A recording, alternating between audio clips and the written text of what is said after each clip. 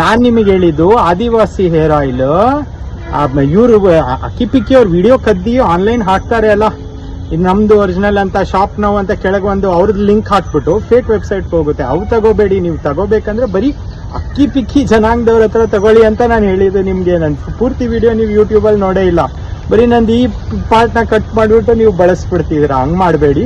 ತಗೊಂಡ್ರೆ ಬರೀ ಅಕ್ಕಿ ಪಿಕ್ಕಿ ಜನಾಂಗದವರು. ಆದಿವಾಸಿ ಹೇರ್ ಆಯಿಲ್ ಮೂಲತಃ ಅವ್ರದ್ದು 100 ವರ್ಷದಿಂದ ಅವ್ರು ಮಾಡ್ಕೊ ಬರ್ತಿರೋದು. ಅದನ್ನ ಎಲ್ಲಾರು ಭಾರತದೆಲ್ಲೆಡೆ ಕದೀತವ್ರೆ. ಹಂಗ್ ಮಾಡಬೇಡಿ. ಸೊ ನೀವು ಒರಿಜಿನಲ್ ಯಾವ್ದು ಅಂತ ಪರಿಶೀಲನೆ ಮಾಡಿ ಬರೀ ಅಕ್ಕಿ ಪಿಕ್ಕಿ ಜನಾಂಗದವ್ರ ಹತ್ರ ತಗೊಳ್ಳಿ. ಬರೀ ಆ ಬಾಟಲ್ ಮೇಲೆ ಆದಿವಾಸಿ ಹೇರ್ ಆಯಿಲ್ ಅಂತಂದ್ರೆ ಅದನ್ನ ನಂಬಕ್ ಹೋಗ್ಬೇಡಿ. ಇವ್ರು ಮಾರೋದನ್ನ ಮಾತ್ರ ತಗೋಬೇಕು ನೀವು. ಯಾಕೆ ಚಲ್ತಿದ್ದೀನಿ ಅನ್ಕೊಂಡ್ರ?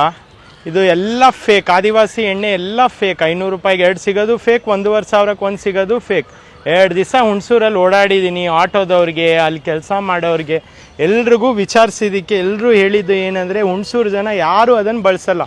ಪೂರ್ತಿ ಪಾಮ್ ಆಯಿಲ್ ಬಳಸ್ತಾರೆ. ಪಾಮ್ ಆಯಿಲ್ ಮತ್ತು ಕೊಬ್ಬರಿ ಎಣ್ಣೆಗೆ ಬರೋ ಕಸ ಗಡಿಯನ್ನೆಲ್ಲ ಮಿಕ್ಸ್ ಮಾಡಿ ಈ ಎಣ್ಣೆ ತಯಾರಿಸ್ತಾರೆ. ಒಂದು ಸ್ಟುಡಿಯೋ ಇರುತ್ತೆ, ಅಲ್ಲ 50ಕ್ಕೂ ಹೆಚ್ಚು ಗಿಡಮೂಲಿಕೆ, ಯಾವ್ದು ಅವ್ರಿಗೆ ಹೆಸರೇ ಗೊತ್ತಿರಲ್ಲ ಆ ಥರ ಗಿಡಮೂಲಿಕೆ ಇರುತ್ತೆ. ಆ 2,000 ರೂಪಾಯಿ ಬಾಡಿಗೆ ಆ ಸ್ಟುಡಿಯೋಗೆ ಫೋಟೋ ಶೂಟ್ ಮಾಡಿ ಹೋಗ್ತಾ ಇರಿ. 1 ರೂಪಾಯಿದು ಪ್ರಯೋಜನ ಇಲ್ಲ. 50 ರೂಪಾಯಿ ಪಾಮ್ ಆಯಿಲ್ನ ಅವರು ನಿಮಗೆ 1,500ಕ್ಕೆ ಕೊಡ್ತಾರೆ. ಇಲ್ಲಾಂದರೆ ಸುಮ್ಮನೆ ಫರಾಕ್ ಖಾನ್ಗೆ 30 ಲಕ್ಷ, ಮತ್ತು ಡಾಲಿ ಚಾಯ್ವಾಲಾಗೆ 7 ಲಕ್ಷ ಕೊಟ್ಟು ಕರ್ಸ್ಕೋಬೋದಾ ಹೇಳಿ? ನೀವೆಲ್ರೂ ಒಂದು ಕೆಲಸ ಮಾಡಿ, ಎಣ್ಣೆ ತರಿಸಿ, CFTRI ಕಳಿಸಿ, ಇನ್ಸ್ಪೆಕ್ಷನ್ ಮಾಡಿಸಿ.